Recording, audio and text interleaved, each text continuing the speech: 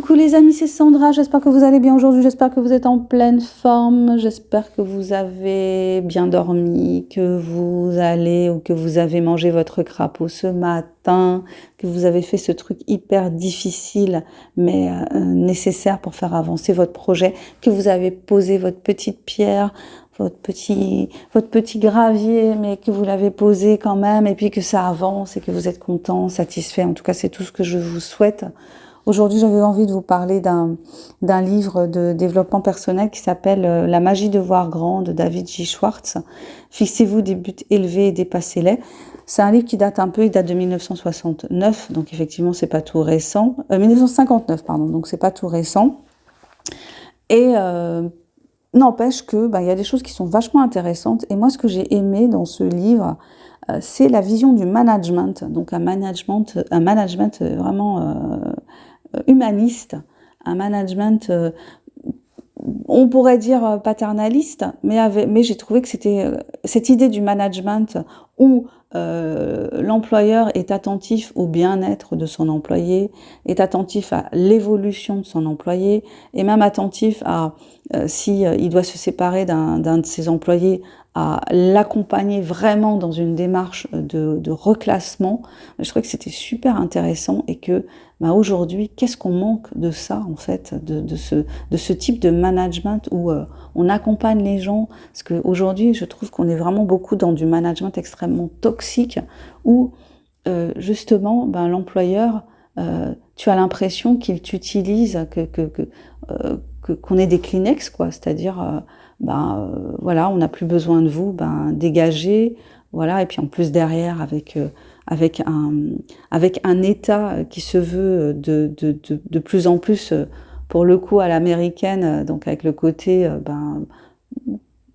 peu d'indemnités chômage, enfin voilà, tant qu'on pourra réduire, on va réduire, avec l'idée que si les gens sont au chômage, c'est toujours de leur faute, et que voilà, on n'est pas dans un environnement économique, d'ailleurs un environnement économique qui est, l'économie c'est pas miraculeux, ça tombe pas du ciel, hein, c'est des gens qui tous les jours prennent des décisions qui font que on est dans cette situation économique particulière.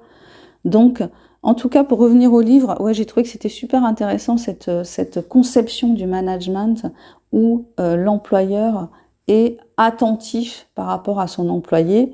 Bon, alors évidemment, il y a la contrepartie, hein, pour lui, l'employé qui veut réussir, il est dans cette notion de travailler plus pour gagner plus, hein, c'est-à-dire fais-en plus, fais-toi remarquer par ton travail, et puis à ce moment-là, tu pourras grimper les échelons.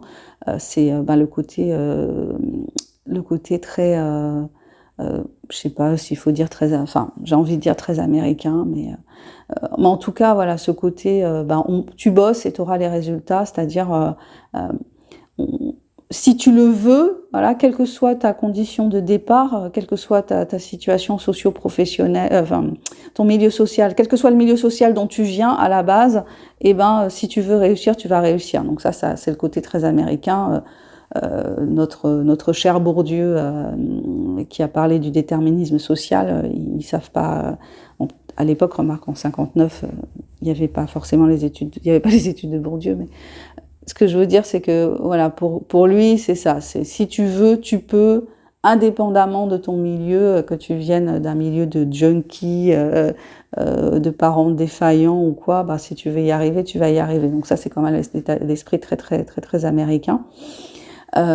Mais bon, malgré tout, il y a des choses à prendre dans ce bouquin. Je trouve que j'aime aussi beaucoup malgré tout, quand il parle de ne pas se chercher d'excuses. Voilà, souvent on se cherche des excuses parce qu'on n'arrive pas à faire les choses, parce qu'on veut pas en fait. On dit que ce sont des raisons, mais en fait ce sont souvent des excuses. Donc je trouve que cette partie-là aussi est intéressante. Et puis des petites des habitudes à prendre. Ouais, il parle beaucoup d'habitudes à prendre justement pour apprendre à se mettre en avant. Donc le livre est destiné beaucoup à des vendeurs en fait, hein. Donc l'idée que si tu dois vendre par exemple, il parle de vendeurs qui font du porte-à-porte, hein. Donc il parle de l'importance de se mettre en action. Une fois que tu te mets en action, la peur elle s'estompe, elle disparaît, elle s'estompe. Donc ça, c'est aussi un truc qu'on peut expérimenter, même si la peur après elle revient. Mais effectivement, l'action souvent fait diminuer et parfois disparaître la peur. Bon, c'est pas toujours le cas, mais ça c'est un facteur important. Enfin, c'est un facteur. Et s'obliger à agir, le fait de s'obliger à agir, se pousser aux fesses pour agir, quoi, pour être dans l'action, dans le mouvement. Je trouve que c'est un bon livre de développement personnel. Bon, c'est un côté un peu vieillot, par exemple, dans le rôle de la femme. C'est vrai que la femme, elle est souvent présentée comme support à un mari qui travaille, donc une femme qui support dans le sens où il parle beaucoup de l'importance de s'assurer que ses collaborateurs sont bien dans leur couple. Il y a une espèce d'un peu d'intrusion dans la vie personnelle pour s'assurer que il y a un bon équilibre entre le travail et la vie de famille, et c'est la femme qui est au centre de ça, de cette vie de famille réussie. Donc veiller à trouver un équilibre entre sa vie professionnelle et sa vie familiale pour justement mieux réussir sa vie professionnelle. Mais c'est un abord très très masculin. Donc on est à la fin des années 50, hein, donc c'est un petit peu normal entre guillemets qu'il aborde les choses de cette façon-là. Ok, écoutez, voilà ce que j'avais envie de partager aujourd'hui avec vous. Donc la magie de voir grand de David J. Schwartz. Fixez-vous des buts élevés et dépassez-les. Je vous lis pour finir le 4e de couverture.